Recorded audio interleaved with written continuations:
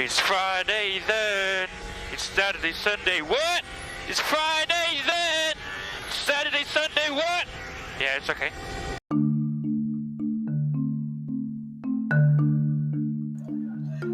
What's up? This is Jeff. Welcome to Jeff's podcast.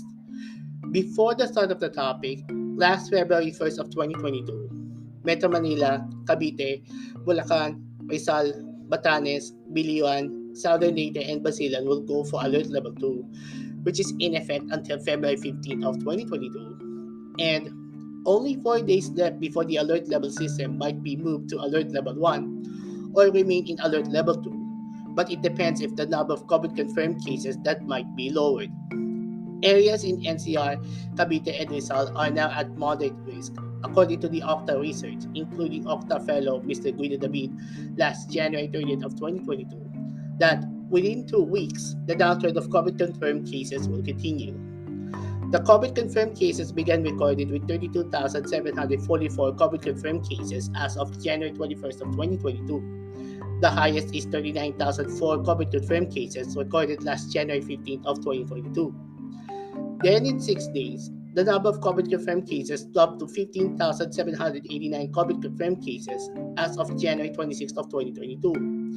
Then another higher record of COVID confirmed cases, which is 18,638 COVID confirmed cases as of January 28th of 2022, all the way down to 7,661 COVID confirmed cases as of February 2nd of 2022. I expect that the number of COVID confirmed cases continue to lower, but it depends on the condition. If COVID might be attacked, including new variants, such as the Omicron variant. The Otazuka February Cosplay event, or the Otazuka February Cosplay Festival, will be held as a hybrid event, which is a physical and online in La Peralio Suites located in Recto Avenue, Sampaloc, Manila, happening this Saturday. So I suggest the organizer must follow strict health protocols, such as avoid large crowd gathering, wearing a face mask, and bring personal hygiene, such as hand sanitizers, alcohol, and handkerchief. Never forget what happened back in December 2021 when a congoer or cosplayer is unconscious after he is getting a crowd crush as seen from Facebook user Florenio J.R. Yabala's cosplay. The congoer cosplayer is okay as of now. He's in good health condition, so he'll check himself up for his health before attending the event and also avoid getting a crowd crush. What is a crowd crush? It is a human disaster which occurs during religious pilgrimages or professional sporting and music events when crowds fall prey to mass panic due to an explosion, fire, or other trigger event which causes a stampede.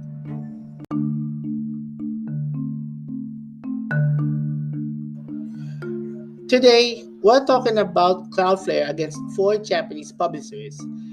Last February 1st of 2022, 4 manga publishers including Kodansha, Shogakukan, Shueisha, and Kadokawa all formally filed a lawsuit against Cloudflare at the Tokyo District Court, and they have to pay $4 million in compensation for damages. Last January 30th of 2022, they filed a lawsuit for breaching their copyrights by distributing data from pirate manga sites. In its announcement of the lawsuit, Kodansha claims that Cloudflare's policy of requiring merely an email address to register for free allows piracy sites to mask their identities. In addition, Cloudflare has enabled the operation of several piracy sites that receive advertising money.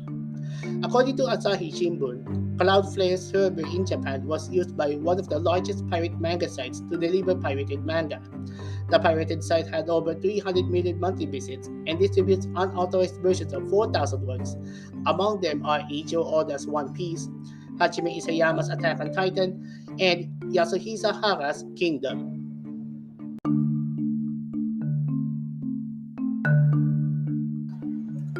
In 2019, the founder of Manga, which is a Japanese-German-Israeli fugitive named Romi Hoshino, aka Sakai Romi, is arrested here in the Philippines, where the Manga website announced it's ceasing its operations in April 2018, and Hoshino is arrested for a copyright violation, together with the Japanese authorities. About 100 million people each month use the popular pirate manga website, which made around 60,000 manga Japanese graphic novels or comics available to the public for free immediately after publication. but manga publishers have lost about 2.94 billion US dollars in potential revenues over a 6-month period up to February 2018 alone, according to the Japan Content Overseas Distribution Association. He operated the manga website from January 2016 to April 2018 before he is heading to the Philippines for possibly heading out for a vacation or planning heinous crimes. The Association of Copyrights of Japan discovered that this could be the worst violation in the history of Japan's copyright law. 2 years later, after he was arrested and deported back to Japan for his bigger crime infraction, Japan Times reports that Hoshino has pleaded guilty for operating illegal websites and copyright infringement, where he sentenced to 3 years in prison and a fine of 87,000 US dollars and concealed 540,000 US dollars in overseas bank accounts between December 2016 to November 2017. His accomplices, including 2 men and 1 woman, have been convicted.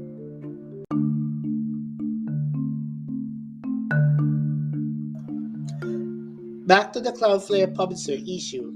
Torrent Free posted an article that manga publishers Shueisha, Kodansha, Shogakukan, and Kadokawa are no strangers to legal action against pirate sites and their operators. They were famously linked to the dismantling of Manga, a now defunct site blamed for causing billions of dollars in losses to the Japanese manga industry. In that case, the site's operator was jailed for 3 years, but since then, other pirates have moved in to fill the void. In many cases, these pirate sites use the services of Cloudflare, and over the past year, they reported on various DMCA subpoenas obtained by the publishers in the United States that require Cloudflare to reveal the identities of their customers. In the meantime, Cloudflare invariably continues to offer services to pirate sites, arguing that it's a neutral technology intermediary. It now transpires that assertion will be tested not in the United States but on Japanese soil.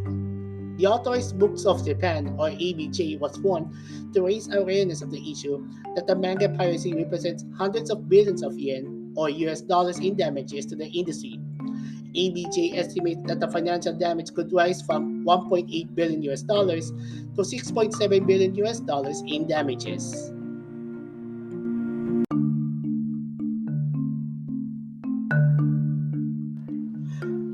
Torrent Free told that the publishers asked Cloudflare to hand over the personal details of the operators of Manga 1000 and Manga 1001 website. At the time, Manga1000.com was pulling in around 110 million visits per month, making it the 168th most popular domain in the world and the 17th most popular in Japan. With over 180 million visits per month, 92% of them from Japan, Manga1001.com was even bigger. Also targeted were Manga1002.com and other platforms operating in the same niche.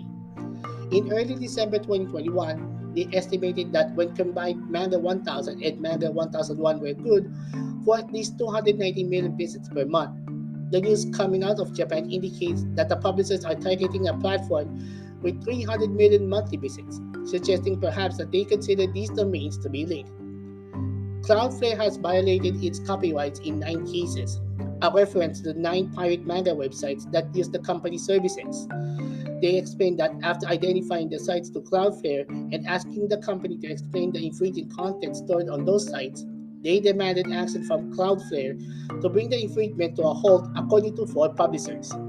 With regard to the infringing content illegally stored on the website, they asked the company to stop the temporary reproduction of the company's service in Japan, terminates their contracts with the pirate sites that are clearly illegal. Kodansha spokesman Tomoyuki Inoue said publishers were determined to take legal action to protect the rights of artists. All the profits made from those manga piracy sites go straight to their illegal operators, with nothing going to the bookstores, publishers, and manga artists who have dedicated their lives to creating these works.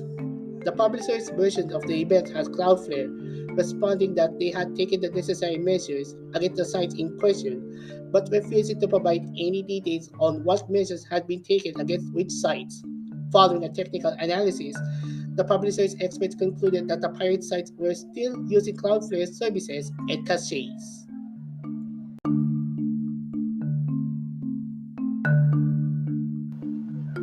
In the response from Cloudflare, the company releases a statement and told that they are helping make the internet more secure, efficient, and reliable. Cloudflare CDN and pass-through security services do not contribute to infringement, which is a United States federal court recently recognized. The company nonetheless takes these issues very seriously and has gone above and beyond its obligations to assist white shoulders in Japan. In addition to adopting an abuse process that connects white shoulders with the hosting providers and website operators actually able to remove infringing content from the internet, they agreed to a framework with certain publishers that allows them to seek expedited resolution of their complaints in court. Therefore, take a number of steps to facilitate actions against the parties that are actually responsible for this issue.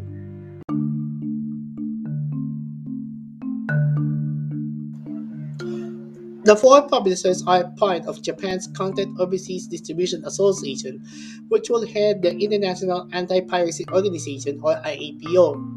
The new organization comprises companies from 13 countries, including the US and Japan. The Motion Pictures Association representing Netflix, Paramount Pictures, Sony Pictures Entertainment, Universal Pictures, Walt Disney Studios, and Warner Bros. Entertainment. The international consortium seeks to curb piracy with its omnipresence. Such sites often elude a single publisher by operating outside of its local authority's jurisdiction, but the IAPO will share information among its international partners to improve investigations. They will begin its organization launch coming April of this year.